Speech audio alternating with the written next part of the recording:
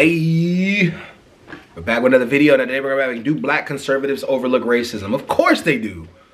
That ain't even a question, man. Black conservatives, of course they overlook racism.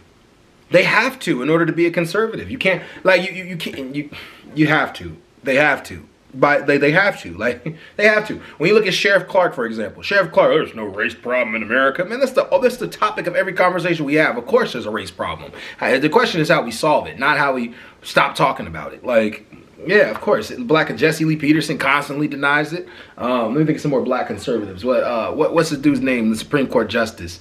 I can't think of his name right now, but he denies it. There are points I thought where Colin Powell was kind of denying it a little bit. He believed in it for sure, but he denied it to a degree. I mean, in order to be a conservative, you probably have to deny it a little bit in order for them to buy into your message. Oh, what's the big guy? Larry Elder? Larry Elder don't believe it existed. He don't even believe it existed at any point in America. But anyways, I digress. Let's hit it and let's go. Welcome and thank you for joining us for The Factor Uncensored tonight. First up, our focus turned to black conservatives who support President Trump. This is an issue that's ripped from the pages of Nation.com, an article there. Some have accused President Trump of racism on multiple occasions. Last year, he said black voters are drawn to him because of his criminal indictments and mugshot, a statement some have called racist, while black... Donald Trump said black people are drawn to him because of his indictment pictures. Oh my God. Oh my God. Black conservative supporters not speaking out, according to critics, is an issue. Is there any truth to black conservatives being at peace with this so-called racism? Or is this the answer more complex? Joining us to talk about it here on The Factor Uncensored tonight, members of the Urban Conservatives of America, Rael Williams, Alexandra Butler, the group's founder, Jonathan McCullough, and former president of NAACP, Brazoria County, Eugene Howard, who's not a member of the group, and you'll soon see. But let's begin with you guys. For those who say there's a lot of racism that you have to stomach as a black conservative supporting President Trump, what would you say to that? Personally, I would say that I've ignored a lot of racism from the left. When Joe Biden said that black people, or excuse me, he said poor people. You know, we were talking about the right. I cannot stand when people do that, man. We're not talking about the left. Stop deflecting, get to the point. Like, no, what is the racism that you've dealt with on the conservative side of the spectrum? Like, stop trying to bring up the left. Like, oh, God, man, it's pointless. People are just as bright and talented as white people. That's a racist comment. There's types of racism that seem to go ignored and unnoticed by the left and the right, but it's the racism of low expectations that I can't ignore. And so that's why I brought that up first, is because the racism that they want us to overlook is the racism coming from the left. All right, let's go down the line, sir, Mr. McCullough. Yes. Racism to me is not what someone says, it's what they do. And I think this is what makes us different from the left. God, man, it's not what they say, it's what they do. So if somebody called you an uppity nigger, that's not racist? I don't know, man, that's weird. Because we're not watching, what people is saying, we're watching what they're doing. Because at the end of the day, a leader, a president, a politician, whatever you are, is based on policy. So if you can show me policy that affects or that you can call racism, then I'll agree. But sure, he rolled back on DEI programs. He rolled back on DEI programs. He rolled back on affirmative action programs. He did housing discrimination. Well, okay, let's go back to when he was when he had his housing discrimination practices that he had. He wanted policy to be passed on the Central Park Five. Even after he figured out they were innocent, he still wanted them executed. There were plenty of examples of how Donald Trump has been racist. Let's quit trying to act like there's not plenty of examples of that. Has the man changed over the years? Maybe. But even in the policy that he's doing, he rolled back on segregation laws. Come on now. Like, stop playing stupid, man. Like, I don't like when we play stupid with our own lives, man. Because conservatives, I think, are going to get us all killed. I really do. To this point, I have yet to see anything that he's put into law that affects black people negatively. Eyes wide shut. All right. Well, how about the tariffs? The tariffs are overwhelmingly going to affect the black community. It's not going to. It's going to affect everybody, but it's overwhelmingly going to affect the black community more because more of us are in poverty. Guys, like, he's passed a lot of things that overwhelmingly, but they affect everybody, to be fair. But that was a stupid premise, man. I don't know. I'm gonna have to, like, detox after this. Williams, Ultra MAGA. What you got? Ultra MAGA. Trump has been great for black people. If you look at the statistics, black unemployment was at the highest rates when he was in office. You go down and you look at, he just declassified the MLK files. Something Barack Black unemployment was at the highest rates while he was in office. That's not good. You want it lower. Oh. And black unemployment was lowered under Obama. Black incomes went up under Obama. People were less incarcerated under Obama. Like, Obama did crack down on immigration. That he did do.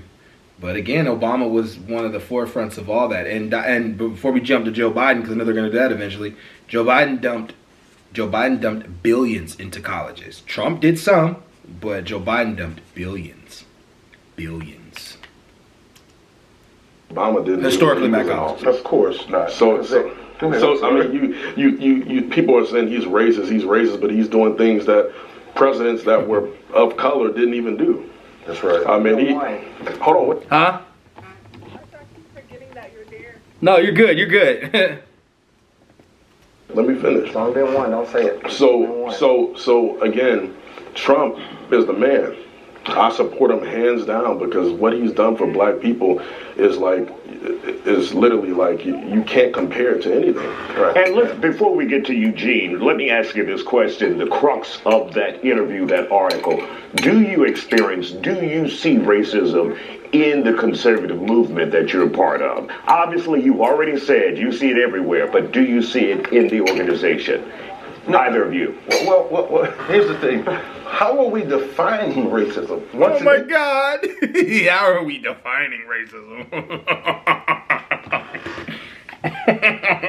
You don't see racism anywhere, buddy, in the conservative movement, but you can see it on the left. That's weird. This is weird. Like, I don't know, man. I really, as bad as I do truly want to be a conservative, because I think conservatives do stand for whatever country they're in. They are some of the best people when it comes to the loyalty of the country. But right now, it just doesn't sound right for a black person to be a conservative, man. It didn't sound right for a black person to vote for Trump. It doesn't sound right. It just doesn't sound right. You don't see it anywhere, but you see it on the left. He didn't say that, she did, but I do hear a lot of them say that there's more on the left than there is on the right. I see it on both. Just being real.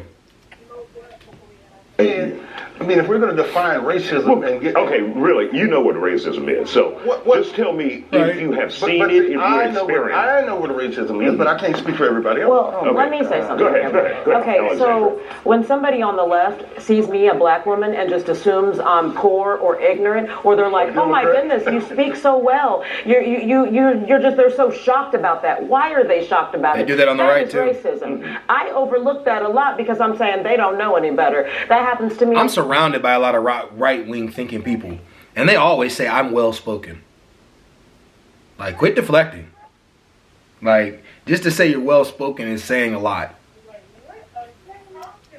From people on the left. They think that they're my ally. I need their hand. I need them to come in and save me. And I don't. I need God. I don't need them. They're not my Messiah or my Savior. So Malcolm X said it best. You know, the liberal is the enemy of the black man. And we can see it. He also said the liberal and the conservative in America is the enemy of the black man. The Republican and Democratic Party, both are the problem. He didn't just stick to liberals. He said both.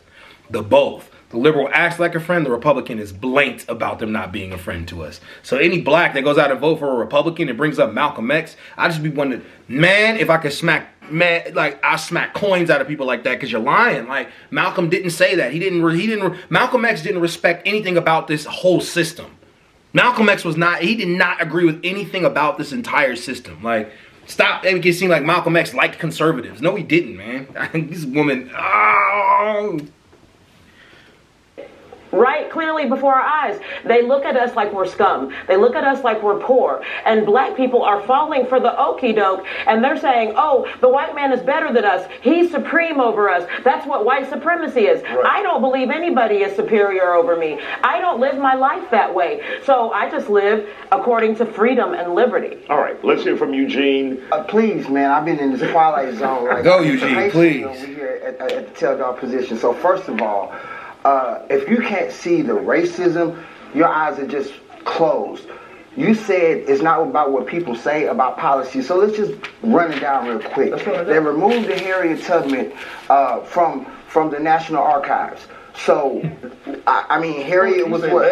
I'm sorry, the Trump administration, I'm going to be very clear. But they didn't. I'm sorry, they did. And You're because wrong. of, no. Okay, I let them speak. Hold on, real quick, guys. Let him go, and then we have two segments. Thank you. They removed it, and then they had to put it back after backlash. The same thing they did with the Tuskegee Airmen. They removed that and had to put that back.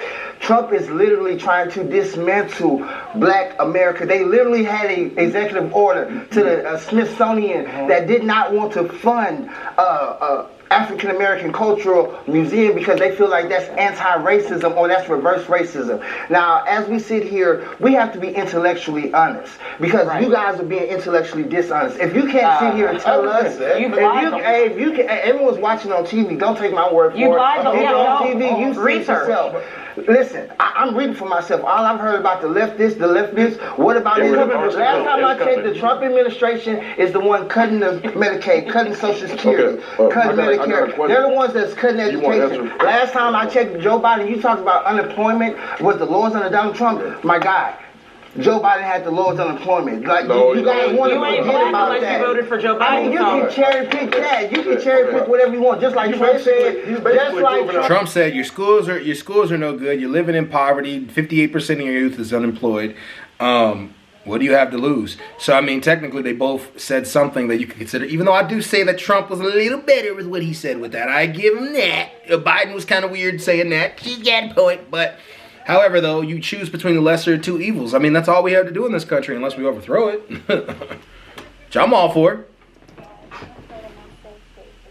If you're a felon, all right, you like Eugene. Let's hear from Mr. McCullough. Well, basically, he's proving the point. He started talking about the policies. Policies. Let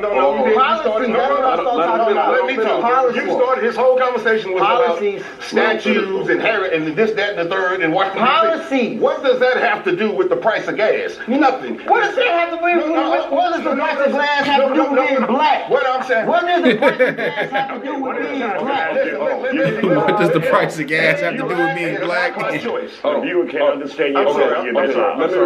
Ain't nothing gas ain't black being nothing to be with gas. One second, Eugene. Don't go anywhere. We'll continue this conversation after the break. If I don't, I'm probably going to get my ass kicked. Back to the Factor Uncensored. We're continuing our conversation about the outlook of or being at peace with so-called racism antics in the conservative movement. Our guests are here, and they all say that just doesn't happen. And we will pick back up with Mr. McCullough. Your thoughts now after hearing Eugene. Well, as I said, one thing that I don't do, once again, I could care less about what people says or what someone else's interpretation about what they said. I'm a free thinker. I process it, I listen to it, and I watch. If Donald Trump is the problem, why do our communities look the way they look? Explain that to me. How? How is that possible? Donald Trump isn't the problem. He's an accelerant of the problem. He accelerates it, but he's definitely something that's... What they're saying is, there's a reason why a lot of white voters, there's a reason why the Klan like Trump. There's a reason why a lot of white racist people seem to like what Trump was talking about. Like, it's clear. Like, it's not, he's part of the problem. He's part of it. He's not the problem. He's part of the problem. Is it possible? I mean, it's a system. Answer that question. Whose system? Is it Donald Trump's system? It's called systemic issues, brother. It's more than one. Oh, so it's not Trump. It's systemic. Bro, just don't try to change the subject because you don't want to be down. I'm trying to remain on the subject. I'm willing to say there's systemic issues, there's systemic problems in this country. There has been since 1619, since we got here, bro. So if you want to talk about that, we can talk about why our housing look like they do, or if you want to talk about slavery, I got a question. segregation, we can go down the list. I got a question. So, we have to be. intellectually honest. Okay, now. let's be intellectually honest. Let me tell you something. The black community is the most dangerous place in the world for a black man. So if we want to be intellectually honest, am I right or wrong? You're wrong. And Mr. McCullough, for those who I would be funny and say the most dangerous place for a white man is the white community. Obviously, the most dangerous place for the... Huh? Oh, my bad. Okay, yeah. The most dangerous place for the white man is in the white community. These little sneaky things. But you know also what's really dangerous is white men with AR-15s going into elementary schools. That relatively doesn't happen amongst the black community at all. I just wanted to bring that up because it's actually pretty interesting. But, nah, like, not to make it like that. Like, to be real, like... murder happens in proximity to where you are. So if you're black, you're gonna mostly die at the hands of a black person. If you're white, you're gonna die at the hands of a white person. If you're Asian, you're gonna die at the hands of an Asian person. When people use that as the argument to say like, oh, this is just stupid. I don't know where he's going with it, but just imagine white people, if it was a panel of white people saying all this stuff bad about the white community. We hate these people just as much as y'all hate them. These people are traitors to us, just like those people are traitors to y'all.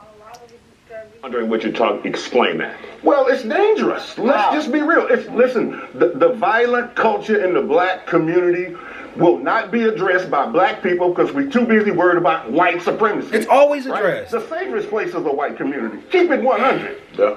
Keep it 100. He keeps saying we got to be intellectually honest, but you have to first be an intellectual to be honest. Ooh. So we're seeing right now. So you gonna take a jab? We're seeing Alexander, weaponized incompetence in action through when Trump gets rid of redundant civil rights bills, DEI bills. We're seeing weaponized incompetence. Oh, he got rid of this. He must hate black people. So let's end all this for black people. Somebody at the top of another part of an organization is the one doing that. Trump didn't say, "I'm writing an executive order to get rid of Harriet Tubman." He never said any of these things. No. So you're being intellectually dishonest. I'm not. It's called an administration. No, that's a lie. Okay, let's hear from Eugene really quick, and then you, Mr. Williams, next.